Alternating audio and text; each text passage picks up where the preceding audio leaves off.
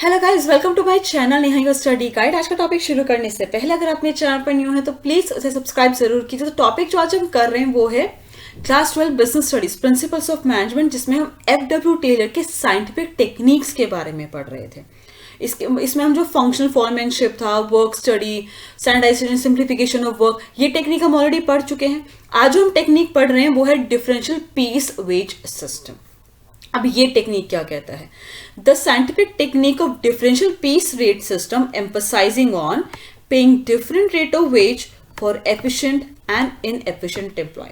सबसे पहले एफिशिएंट और इनएफिशिएंट एम्प्लॉय क्या है, ये हम ऑलरेडी जो है टाइम स्टडी जो टेक्निक थी FW टेलर की, उसमें हम पढ़ चुके थे कि कैसे वर्कर्स को, एम्प्लॉयज को एफिशिएंट और इनएफिशिएंट की कैटेगरी में कन्वर्ट मतलब डिफरेंशिएट किया जाता है कि कौन एफिशिएंट एम्प्लॉय है, कौन इनएफिशिएंट एम्प्लॉय है। ये हम टाइम स्टडी में ऑलरेडी पढ़ चुके थे कि टाइम स्टडी जब हम कंडक्ट करते हैं तो उसमें कैटेगराइज कर लेते हैं कि भाई कौन से वर्कर्स एफिशिएंट है, कौन से इनएफिशिएंट है।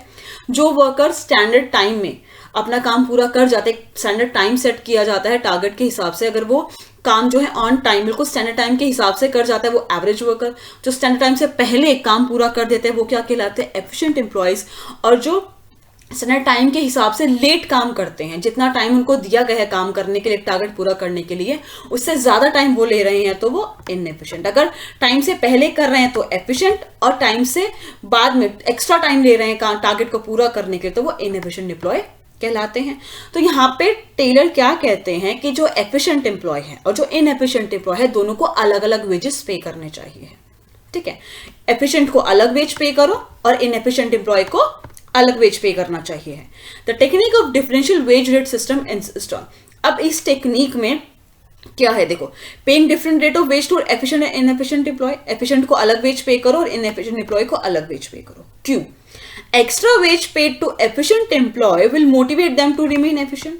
जब हम एफिशिएंट एम्प्लॉय हैं, जो भाई अपना काम टाइम से पहले करके देते हैं, जो अपना काम अपना बेस्ट करके देते हैं अपने काम में, ठीक है, जो अपना पूरा एफर्ट लगा रहे हैं टाइम से, डेडलाइन से पहले, जो टारगेट का टाइम है उससे पहले हमको काम पूरा करके दे रहे हैं, जो हमारे एफिशिएंट एम्प्लॉय हैं, उनको हम एक्स्ट्रा पे करेंगे तो वो मोटिवेट रहेंगे कि हाँ, हमें अगर हम टाइम से पहले काम करके पूरा करके देंगे, ठीक है, अपना बेस्ट देंगे, अपना एफर्ट अच्छे से लगाएंगे तो हमें उसके लिए एक्स्ट्रा वेजेस मिल रहे हैं, तो वो मोटिवेट रहेंगे एफिशिएंट एम्प्लॉयज रहने के लिए। ठीक है।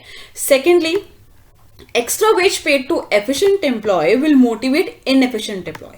जब एक ऑर्गेनाइजेशन एफिशिएंट एम्प्लॉय को एक्स्ट्रा वेज पे करता है, ठीक है, एक्स्ट्रा वेज पे किया जाता है जब एफिशिएंट एम्प्लॉय को, तो वो मोटिवेट करता है इनएफिशिएंट एम्प्लॉय को कि भाई मुझे भी एफिशिएंट एम्प्लॉय बनना है, उस कैटेगरी में जाना है ताकि मुझे भी एक्स्ट्रा पे मिले, एक्स्ट्रा वेजेस मिले, जैसे कि एक एफिशिएंट एम्प्लॉय को मिल रहा है।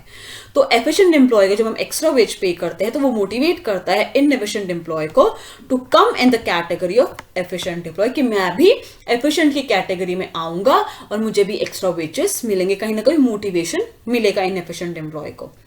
When payment is given according to the number of units produced, automatically the production will be maximized. जब हम लोग वर्कर्स को पेमेंट कर रहे हैं जितना वो यूनिट प्रोड्यूस कर रहे हैं उसके हिसाब से, अब जैसे कि हमने पर यूनिट के हिसाब से सेट कर दिया कि भाई एक यूनिट के लिए आपको 10 रुपए मिलेंगे, आप एक यूनिट प्रोड्यूस करोगे उसके लिए आपको 10 रुपीज मिलेंगे। ठीक है, तो वर्कर्स क्या करेंगे, यहाँ पे ज्यादा से ज्यादा प्रोडक्शन करने की कोशिश करेंगे ताकि उनको ज्यादा से ज्यादा पेमेंट मिल सके।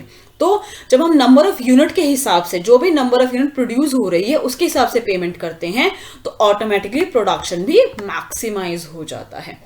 जैसे कि जर्नली अगर आपने कभी सुना हो, देखा हो, तो जैसे कि शॉप्स होती हैं उसमें जो सेल्समैन होते हैं उनको कमीशन बेस्ड होता है कि आप दिन की जितनी ज्यादा जोड़ी, मतलब जो भी गुड्स वो बाय मतलब सेल आउट कर रहे हैं, ठीक है, जो भी कस्टमर्स आ रहे हैं, अगर आप उनको थोड़ा सा मोटिवेट कर सको, मतलब कि आप उसको इन्फ्लुएंस कर सको कस्टमर को कि आपको ये प्रोडक्ट खरीद के जाना, जितने ज्यादा प्रोडक्ट आप बेचोगे, सेल्समैन को बोला जाता है कि आप जितने ज्यादा प्रोडक्ट बेचोगे आपका उतना ज्यादा कमीशन बनेगा। पर प्रोडक्ट पे, पर गुड पे उनका एक कमीशन होता है। ठीक है, जब भी वो गुड जाता है बिलिंग के लिए तो उस पर अपना वो नंबर मेंशन करके देते हैं कि हाँ भाई मैंने ये गुड बेचा है, इस पर्टिकुलर सेल्समैन ने ये गुड बेचा है, तो कहीं ना कहीं उनका कमीशन ऐड होता जाता है, वो उनकी एक्स्ट्रा इनकम की तरह हो जाता है। तो कहीं ना कहीं प्रोडक्शन हो या सेलिंग हो, ठीक है, वो मैक्सिमाइजेशन होता है जब हम नंबर ऑफ यूनिट जो प्रोड्यूस हुई हैं या फिर जो भी सेल हो रही हैं उसके हिसाब से हम उनको पेमेंट करते हैं। तो बट यहाँ पे प्रोडक्शन की बात हो रही है, तो मतलब जब नंबर ऑफ यूनिट जो प्रोड्यूस की जा रही हैं उसके हिसाब से हम उनको पे करते हैं, तो प्रोडक्शन भी मैक्सिमाइज होने के चांसेस होते हैं। This technique is the strongest motivator for employees to perform efficiently. यहाँ पे ये टेक्निक जो है एक स्ट्रॉन्गेस्ट मोटिवेटर की तरह काम करता है एक एम्प्लॉय के लिए कि वो एफिशिएंटली परफॉर्म करे, क्योंकि जब तक वो एफिशिएंटली परफॉर्म करेगा उसको एक्स्ट्रा वेजेस मिलते रहेंगे। टू कंडक्ट और अडॉप्ट डिफरेंशियल वेज सिस्टम, जब हमें कंडक्ट करना है, अब हमें डिफरेंशियल वेज सिस्टम को कंडक्ट करना है या अडॉप्ट करना है, तो टेलर ने सजेस्ट किया that the company must fix a standard rate of wage for workers producing standard output और देयर टारगेट। ठीक है, अब यहाँ पे एक एग्जाम्पल से समझते हैं। ठीक है, कि एक एग्जाम्पल लेके चलते हैं कि भाई टारगेट सेट करते हैं, एक हम लोग हमारा स्टैंडर्ड टारगेट सेट करते हैं कि भाई दिन की 10 यूनिट्स जो है वर्कर्स को प्रोड्यूस करनी है। यहाँ पे एक सेट करके चलते हैं, एक टारगेट है हमारा कि टारगेट दे दिया वर्कर्स को कि आपको 10 यूनिट दिन की प्रोड्यूस करनी है। ठीक है, पर डे आपका 10 यूनिट यहाँ पे टारगेट है और स्टैंडर्ड रेट फिक्स कर दिया है 20 पर यूनिट। ठीक है, आपको 20 यूनिट प्रोड्यूस करनी है और स्टैंडर्ड रेट, यहाँ पे स्टैंडर्ड रेट फिक्स करने के लिए बोला गया है। ठीक है, और स्टैंडर्ड आउटपुट यहाँ पे फिक्स करने के लिए बोला गया है टारगेट। यहाँ पे हमने टारगेट भी सेट कर दिया कि भाई दिन का पर डे के हिसाब से 10 यूनिट जो है आपकी प्रोड्यूस होनी चाहिए है, और स्टैंडर्ड रेट हम लोगों ने यहाँ पे सेट कर दिया कि पर यूनिट पे आपको 50 रुपए मिलेंगे। ठीक है, एक यूनिट प्रोड्यूस करो 50 रुपीज ले जाओ, एक यूनिट प्रोड्यूस करो 50 रुपीज ले जाओ, ऐसे। ठीक है, 10 यूनिट का टारगेट है कि भाई कम से कम 10 यूनिट तो प्रोड्यूस करनी है और स्टैंडर्ड रेट 50 का है। ठीक है, कि भाई 50 पर यूनिट आपको दिया जाएगा।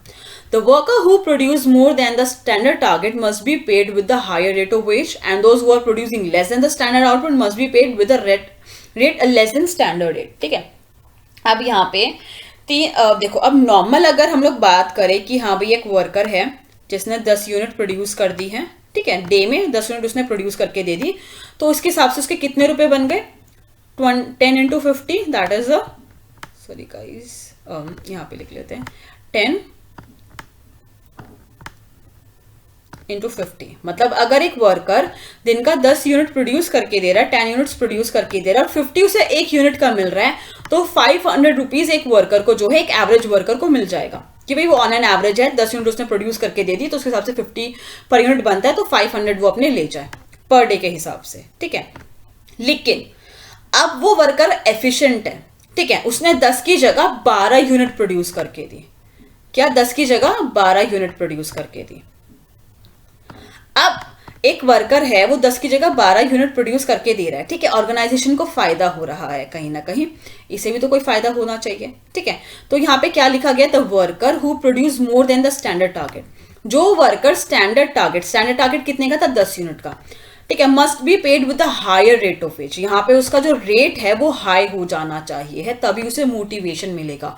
अब यहाँ पे लगा के चलो कि जो वर्कर 10 यूनिट से ज्यादा की प्रोडक्शन करके देगा, हम उसे स्टैंडर्ड रेट 50 की जगह 60 करके देंगे, उसे पर यूनिट 60 रुपी मिलेगा, ताकि उन्हें मोटिवेशन मिले। जो 10 यूनिट से ज्यादा प्रोड्यूस करके देगा उसे 50 की जगह 60 स्टैंडर्ड रेट जो है पर यूनिट का रिसीव होगा, जिससे वो मोटिवेट हो ज्यादा से ज्यादा प्रोडक्शन करने के लिए। अब एक वर्कर यहाँ पे कितनी अर्निंग कर लेगा? 720 की अर्निंग कर लेगा। अगर वो 10 यूनिट प्रोड्यूस करके देता तो उसे सिर्फ 500 मिलेंगे, लेकिन अगर वो 10 से ज्यादा यूनिट प्रोड्यूस करके दे रहा है तो उसे उसका रेट भी इंक्रीज होगा, जिससे उसका जो है नॉर्मल जो जितनी भी उसकी पेमेंट बनती है वो भी इंक्रीज होगी। ऐसा नहीं कि उसे 10 के हिसाब से ही पैसे मिलेंगे, यहाँ पे उसका स्टैंडर्ड रेट भी इंक्रीज कर दिया जाएगा। And those who are producing less than standard output, अब जो स्टैंडर्ड आउटपुट कितना है 10 यूनिट का, उससे कम प्रोड्यूस करके दे रहा है। फॉर से एग्जाम्पल लेके चलते हैं 8। ठीक है, उसने आज के दिन 8 की जो है प्रोडक्शन करके दी है, 8 यूनिट ऑफ गुड्स जो है प्रोड्यूस करके दिए हैं, then he must be paid या she must be paid rate less than standard. अब यहाँ पे उसे स्टैंडर्ड रेट से कम पे किया जाएगा। स्टैंडर्ड रेट कितने का है? 50 का, तो उसे 50 नहीं 40 या 40, जो भी ऑर्गेनाइजेशन के ऊपर डिपेंड करता है। एग्जाम्पल लेके चलते हैं 40, तो उसे 40 के अकॉर्डिंग पे किया जाएगा। तो उसका कितना बनता है यहाँ पे अमाउंट? 320। ठीक है। तो यहाँ पे क्या हो रहा है, एफिशिएंट और इनएफिशिएंट का यहाँ पे कैटेगराइजिंग हो रहा है। ये हमारा ऑन एन एवरेज वर्कर, भाई जितना यूनिट बोला था उतना यूनिट प्रोड्यूस करके दे दिया, एवरेज वर्कर है, ठीक है।